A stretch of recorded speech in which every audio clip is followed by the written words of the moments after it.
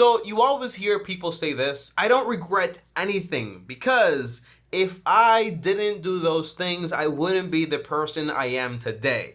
And I used to say that too, and I used to believe that too, but the truth is that you're not who you are because of your mistakes. You are who you are in spite of your mistakes. And if I could go back, honestly, without a doubt, there would be so many things that I would have done differently and I would have changed that would have set me on a better course. I am not the person I am because of the mistakes I made. I am the person I am in spite of those mistakes, okay? That's the idea. People say, well, I did this and this taught me this lesson. The answer is, you don't have to break your leg to know it hurts. You don't have to make crazy mistakes to know that those were bad decisions to actually be made.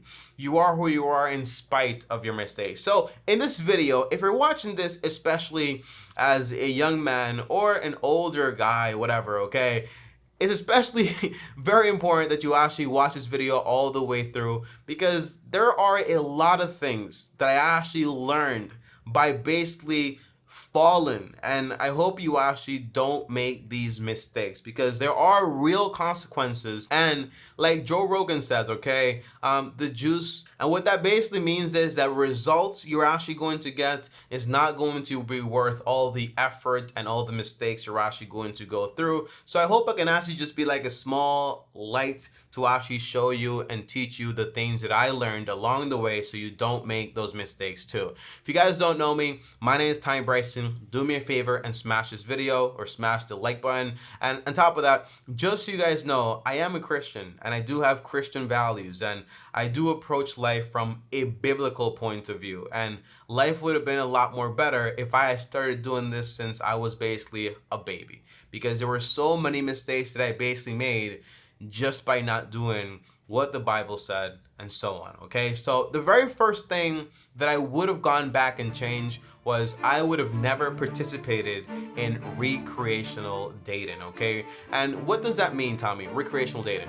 That is basically dating that you actually go on dates with people, get into relationships with people without a single ounce of intention of actually getting married and actually making a commitment. We live in a culture where basically kids can be like, I have a little girlfriend or whatever, and everyone's fine with it. When people say, I have this girl, are you trying to get married? Nah, it's just for fun, you know, just doing my thing. You know, it's not the right thing to actually do. And you make a lot of mistakes. And we live in a world where basically the idea and the concept is that basically you have to kiss a lot of toads to find the princess or to find the prince, but that's actually not true. So what would you have done, Tommy? The answer is I would have waited to date until I was prepared to actually marry a young woman, to actually be prepared not just financially, but also emotionally and also intellectually, okay? To be able to know enough about the truth to teach and to guide also a young woman along with me. I think that's such a powerful thing.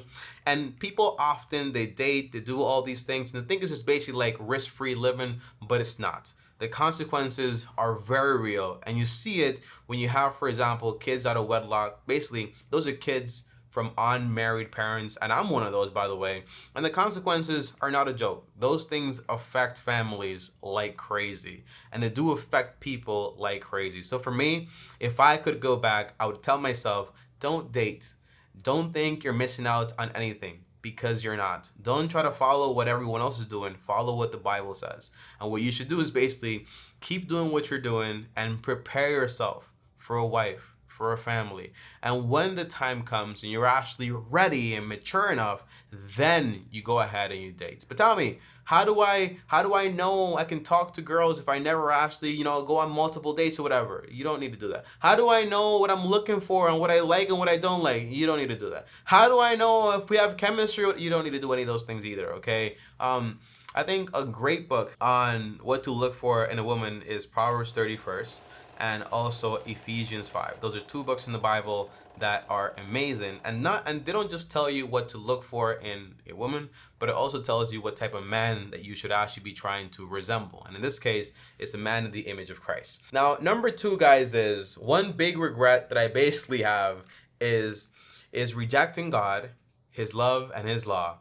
If I could go back, not since I was 18, but further back, I would have wished I was a Christian since the day I was basically born.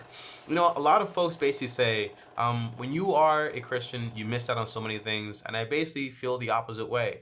I feel like I wasted so many opportunities. I wasted a big chunk of my life by not being a Christian early enough, by rejecting God and His love and His law. So there are a lot of mistakes that I basically made. And by the way, because I did grow up with like a single mom, and in a way I did have father figures at a certain point in my life, well, those father figures never actually played the role of a father with the responsibilities of a father. So I made a lot of mistakes making my own decisions, getting those consequences, going in pursuit of things with my own logical standing. And as a child, as a boy, what you really are, I'm being honest here, is a fool. You know, you don't really know a lot about anything, and your opinion is not really grounded on any like studies or books or history. It's just grounded on, this is what I think, I'm gonna try it out. You know, and your heroes tend to be your friends. You know, what is my friend gonna think about this? You know, and that and this. You know, and it's really awful. And when I actually became a Christian, I remember reading Proverbs and Ecclesiastes and just being like, wow, the answers, the path, the road, it was right here. It was this clear. This is how I should have acted. This is what I should have been focused on. This is what I should have been doing, you know? And I went through a lot by being a rebel in a way against God. So I learned my lesson on that, you know, and I'm very grateful to have made the decision to follow Christ, you know? So to me, it's awesome. But those are the two primary things, you know, those are the two primary things. Now, number 3, guys, is going to be valuing work and financial gain over unreplaceable things. And in this effect, it's really about family for me, you know, because for a long time, you know, I grew up in hustle culture, you know, where you had people like Gary Vee, where in my head, I was misunderstanding most likely what he was saying, but where I basically valued everything, you know, I put everything below success and career. I wanted to be successful. I wanted to pursue a career. I wanted to go out there and hustle. I wanted to go out there and just make a lot of money. And a lot of the times, everything else took a back seat to that. My family and everything else, you know, so one big regret that I basically have is I was so focused on success and making money, and I basically, for a portion of my life, I basically kind of said delayed going to visit my father, and it's my biological father who was basically sick and suffering in Dominican Republic, and I was like, Dad, I have a job, I have to study in college, I just can't grab things and just quit, you know, and just basically go and see you. But if I could go back and do it all over again, I would have probably taken a year or 2 years off and just come here and just stayed here with my dad and go through with him through that process, you know. That would have been the best thing ever. And that would have been the smartest thing to do, because sometimes you think that I can't do that because I have responsibilities. But when you actually think about what you're actually balancing, which is family, something you can't really replace, over like things you can just get later, the answer is it's not actually worth what you think it's worth. And that's something I learned the hard way, because eventually I did quit my job. I did graduate college, although I never actually got like one of those jobs to just use it for my own business in a way. But for the most part, when I did quit my job, it was to go see my dad, but it was in a casket because he passed away. And that was like a big regret for me, because I could have quit earlier, and I didn't really have need for money because I was living at home with my mom. So what was my real need when it came to money? It was just an ambition to become successful or whatever.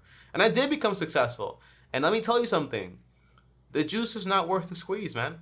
It's not worth the squeeze. I'd rather be successful 2 years later or 5 years later or not at all, and would have had that time with my father. I know that would have been a lot better. So value the essential, important things in life and not everything else, you know, for the most part. Now, that does not mean you become irresponsible with your decision making and you basically get swayed by everything out there, you know? So it's that's what I'm saying. You have to be mature. And maturity comes by reading the word of God and just growing and learning and being disciples and so on. So Those things are things that I learned afterwards, and I wish that you don't learn them afterwards. Number four is found a way to do everything without debt. I was never afraid of debt because I thought I was very smart. I never stopped being in debt because of a mistake I actually made. Some people actually don't know that. Today I live debt free. It wasn't because I had a bad experience. It's because I realized where my path was heading, and I said I am not going to continue on that path, because that path is going to lead me to creating a lifestyle where if something goes wrong, I could potentially lose everything I have, and it's just not worth it for me when you put it that way. So if I had never gone into debt or looked at debt as an option, what I would have done was I would have never gone to a private school. I would have probably gone to a community college, then transferred to a CUNY school. I lived in New York, by the way, and I would have graduated without $20,000 in debt. I would have started my business without any debt, and I would have gotten there slower, but I would have been a lot more selective with the customers I actually chose to do business with and so on. And that would have saved me a lot of headaches and would have saved me a lot of problems. And overall, I wouldn't have gone into certain business deals with certain people. I also wouldn't have taken money for a business or gone into crazy credit card debt. Although, again, all these things turned out just fine. Eventually, I did turn a profit. Eventually, I paid off my student loan debt. Eventually, I paid off the business loan. I paid off all these things, and I made money from my investments. Again, I told you, I did not learn this by making mistakes. I learned this by being able to look into the future and say, well, where does this lead me? And that's where I made the click, and I said, I'd rather be debt free, because at the end of the day, the borrower is slave to the lender, just like the Bible says. Now, number five, guys, and the last thing here is not reading enough. I won't really go into detail on this one, but I will give you a bonus in just a little while. But I read my first self-help book at the age of 19, I think it was. I didn't even know they existed. I didn't know books on stocks existed. I didn't know books on business and all this stuff existed. For the most part, I thought most books were just textbooks and fiction. I did not know these authors actually existed. If I would have read a lot more, especially my Bible, I would have done a lot better in life. A lot better. And I just don't mean when I say better because I did do good financially, because I focus a lot of my brain power on financial books, but I would have done a lot better as far as life-wise, okay? Because life is not just money. And you learn that with time. And you don't have to get money to then notice that money is not everything, because usually people that say that are people that have money, They say money's not that important. And you think, well, when I have money, I'll tell you that too. The answer is you don't need to get to that point to know that it's not important. You get there by knowing what truly matters and values and so on. And you can get those things by learning and information and the renewal of your mind, which basically just means you replace your ignorance with better information, and you just kind of going through the cycle and the cycle and the cycle. Now, a bonus is career choice. I would have gone into something that I actually liked, was good at, and was going to make me money. I chose accounting because someone recommended it to me. I wanted to do international business because it sounded fancy. I probably wanted to do finance because I'm very interested in finance. I actually like finance a lot. But my main thing that I actually like doing the most is probably being a teacher. I like teaching, and if I could do it all over again, I would probably tell myself, probably go into teaching. You like teaching. And when I look back at my professors, the people I admire the most, I remember, I won't say their names, but I'll tell you the courses they taught. I remember I had a math professor. I had an Excel professor, like Microsoft Excel. I had a personal finance professor. I had a statistics professor. And what I admire the most wasn't that the subjects they were teaching were so interesting, but it was how I went into those classes not knowing anything about those subjects, and because of how good of a teacher they actually were, they actually made me understand that thing. And that's something I actually enjoy. I like being able to know something, study something, and explain it to someone, and that person be able to get it. People say sometimes I'm very detailed. I go on a little bit too much, but there are very few people that say, I don't know what you're talking about. What do you mean here? Because I go into so much detail to the point where you feel like, I get it, okay? And that's my goal. My goal is always to break things down in a way or even a 5-year-old is able to comprehend what I'm saying and then saying like, I get it, this is so easy. There's no complication here. That's my goal. That's why I don't use, for example, sophisticated words. That's why I don't use, and whenever I use sophisticated, I rather usually replace it with fancy. That's why I don't use fancy word or fancy talk, because I'm not trying to make myself look smart.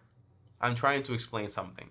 So guys, in the end, these are the 5 things that if I could go back to my 18-year-old self, I would basically advise myself on today as a Christian man that I am. Thanks for watching. More videos right here, up here, my face. Long-term team officially out. Thanks for watching. Subscribe. Peace.